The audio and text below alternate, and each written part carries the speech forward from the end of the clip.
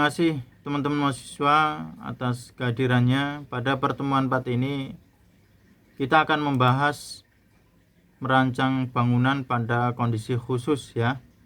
Seperti apa?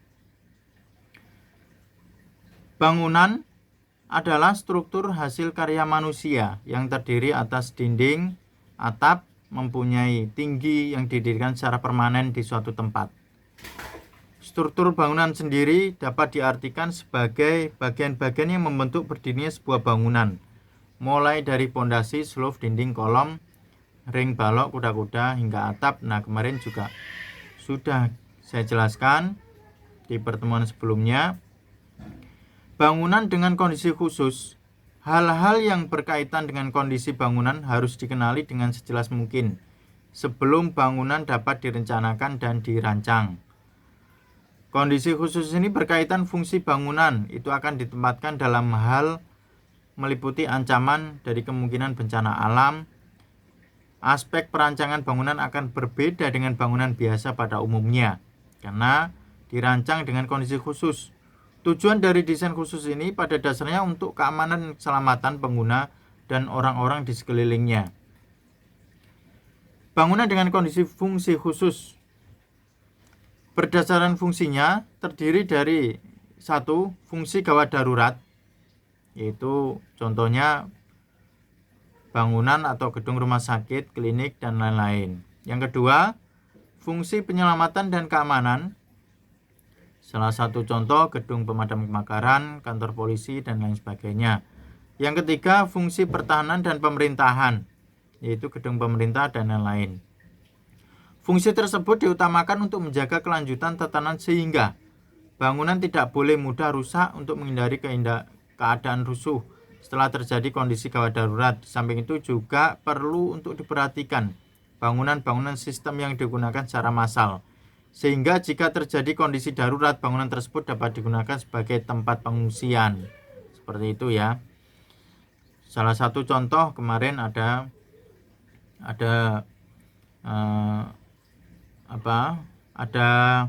yang ada pada kondisi yang ada di Indonesia, ada beberapa bencana kemarin yang di Lombok, ada beberapa bangunan yang ada di pemerintahan dan lain-lain, itu bisa dijadikan sebagai bangunan darurat sehingga bisa ditempati untuk pengungsian.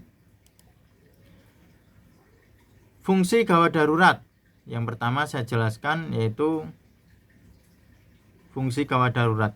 Bangunan dengan fungsi gawat darurat, bangunan rumah sakit, puskesmas, ataupun klinik, pertolongan pada suatu instansi ataupun kelompok masyarakat tertentu. Fungsinya ini adalah untuk mewadahi kegiatan baik secara kasus per kasus ataupun secara massal jika terjadi bencana alam. Nah, ini fungsi gawat darurat.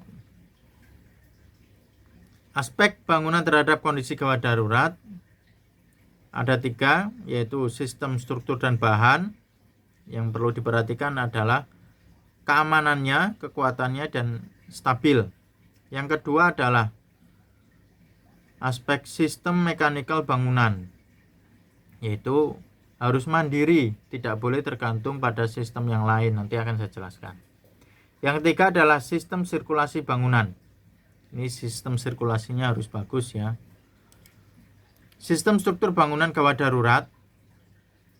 Ini struktur bangunan rumah sakit, puskesmas, klinik harus didesain mampu menghadapi bencana yang umum terjadi di Indonesia.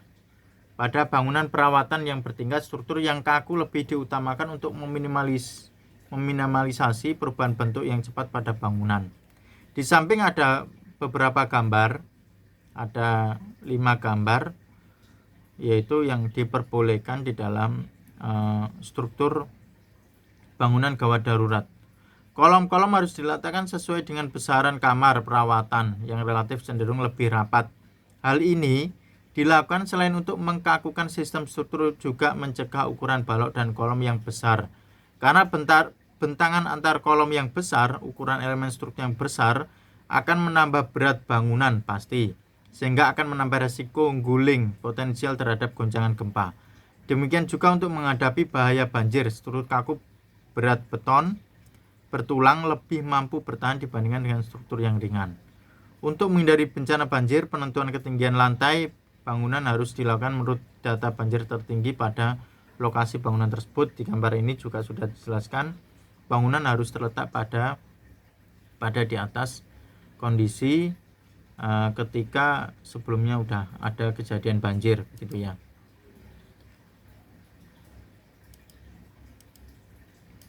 Yang kedua yaitu bahan bangunan gawat darurat. Bahan bangunan ini disarankan untuk bahan utama sistem struktur beton bertulang. Ketahanan bahan diperhitungkan berkaitan dengan kondisi darurat bencana baik gempa ataupun banjir. Bahan bangunan yang perlu dihindari yaitu bahan yang mudah pecah, rusak atau jatuh. Nah, ini salah satu gambar layout ruang perawatan yang terbebas dari pecahan kaca. Tentang peletakan bednya, usahakan jauh dari bahan-bahan yang mudah pecah, karena ketika nanti terjadi gempa ataupun pergeseran tanah tidak terkena pasien, ya sangat beresiko. Dan itu harus benar-benar sebagai teman-teman sebagai calon arsitek harus benar-benar diperhitungkan dan difikirkan. Sistem mekanikal bangunan gawat darurat, ya aspeknya sistem bangunan mekanikal bangunan gawat darurat. Bangunan yang ditujukan mampu digunakan pada keadaan darurat harus dapat berfungsi mandiri, tidak mengambil di tempat bangunan lain, karena ini adalah bangunan gawat darurat tanpa harus disuplai dari sistem eksternal. Salah satunya adalah listrik, air, dan juga telepon. Ini harus bisa berfungsi secara mandiri. Sistem sirkulasi bangunan. Nah, ini sistem sirkulasinya, aksesnya bangunan gawat darurat ini dibuat agar pintu masuk utama mudah dikenali. Salah satu contohnya demikian. Dibuatnya tangga darurat. Kemudian signage atau label penunjuk. Nah, ini lebih sering kita jumpai. Nah, ini di dalam perencanaan benar-benar harus ada. Fungsi penyelamatan dan keamanan, yaitu aspek bangunan yang harus diperhatikan, yaitu pola, alur sirkulasi, dan ruang. Fungsi penyelamatan dan keamanan. Nah, ini lebih ke arah pemadam kebakaran dan kantor polisi, begitu ya. Nah, ini pola alurnya seperti itu. Ruang parkir dan jalan keluar set harus diatur langsung tanpa hambatan. Jangan sampai ada kendala di dalam bangunan tersebut. Fungsi pertahanan dan pemerintahan. Bangunan ini meliputi kantor-kantor pemerintahan dan angkatan bersenjata. Jenis bangunan ini juga harus diperhatikan hampir sama seperti kantor polisi dan pemadam kebakaran. Namun fungsi ini juga harus pada kondisi darurat perang yang mungkin akan terjadi. Pada fungsi ini hal-hal yang harus diperhatikan adalah meliputi pada semua aspek-aspek yang sudah saya jelaskan. Selain ruang komando atau pimpinan, ruang-ruang khusus penyimpanan dokumen penting adalah ruang yang paling diutamakan aman. Nah, ini di dalam pembuatannya harus benar-benar diperhatikan. Bangunan dengan kondisi lingkungan fisik khusus. Ya, kondisi tanahnya bagaimana? Yang pertama adalah bangunan di lereng. Cara membuatnya, apakah kita menggali lereng, digali, cut, ya, atau menguruk, fill, atau menggali dan menguruk. Nah, ini sebagai calon arsitek harus bisa memikirkan apa alasan dan bagaimana caranya. Nah, ini contoh salah satu gambar. Yang pertama adalah cut, fill, dan cut and fill. Dan yang ini adalah potongan speed level mengikuti kemiringan lereng. Lahan yang sudah ada dimanfaatkan dengan baik. Bangunan di pantai dan rawa. Nah, ini pondasi bangunannya seperti apa? Bangunannya ini teman-teman harus benar-benar pikirkan ketika nanti ada ombak tinggi dan lain sebagainya. Nah, ini contoh bangunan fasilitas yang mempunyai sarana dan prasarana. Fasilitas bangunan, prasarana dan sarana bangunan gedung adalah fasilitas kelengkapan di dalam dan di luar bangunan gedung yang mendukung fungsi bangunan gedung. Contoh, bangunan sekolah. Di dalamnya ada ruang belajar. Ruang belajar pasti ada ruang kelas, ruang praktek dan seterusnya.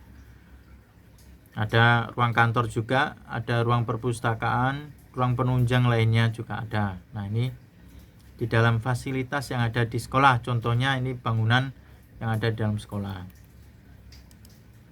Fasilitas bangunan, contoh bangunan hotel, ada tempat tidur, ruang-ruangannya itu fasilitasnya apa saja. Nah, ini harus berdasarkan analisa yang sudah dijelaskan di SDA ya teman-teman. Contoh bangunan rumah sakit juga demikian, ruang-ruangannya apa saja yang dibutuhkan. Perkantoran juga demikian ya, ruang apa saja, kemudian prasarananya juga demikian. Jenis bangunan berdasarkan fungsi umum.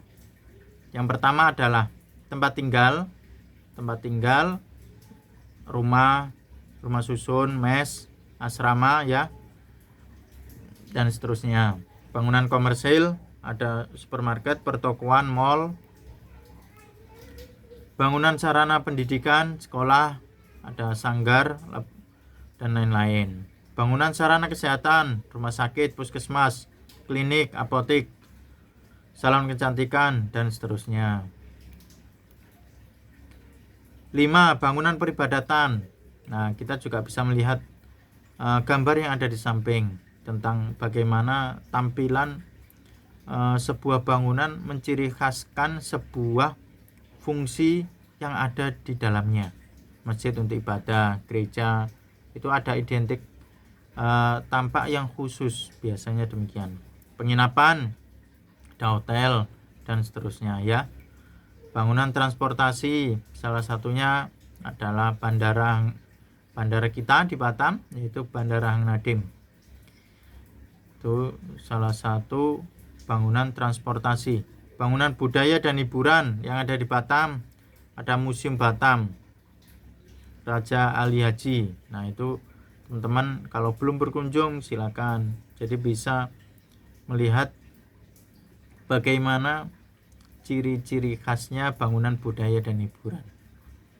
Bangunan pemerintahan dan layanan publik. Bangunan gedung fungsi khusus, tadi yang sudah dijelaskan, bangunan gedung semi permanen. Contohnya kalau bangunan gedung semi permanen, kemarin ada desain yaitu bangunan oksigen yang ada di Jakarta dan di Batam lagi dibangun tapi belum tentu dibuat, yaitu bangunan itu dibuat bertujuan untuk melayani pasien-pasien yang terdampak COVID-19, yaitu bangunan yang sementara semi permanen dibuat karena kemarin sempat beberapa rumah sakit sampai kewalahan di dalam penanganan COVID ini. Nah, ini salah satu bangunan gedung semi permanen dan bangunan darurat. Itu merupakan jenis bangunan berdasarkan fungsi secara umum. Teman-teman, ketika ada pertanyaan silakan ditanyakan. Terima kasih. Wassalamualaikum warahmatullahi wabarakatuh.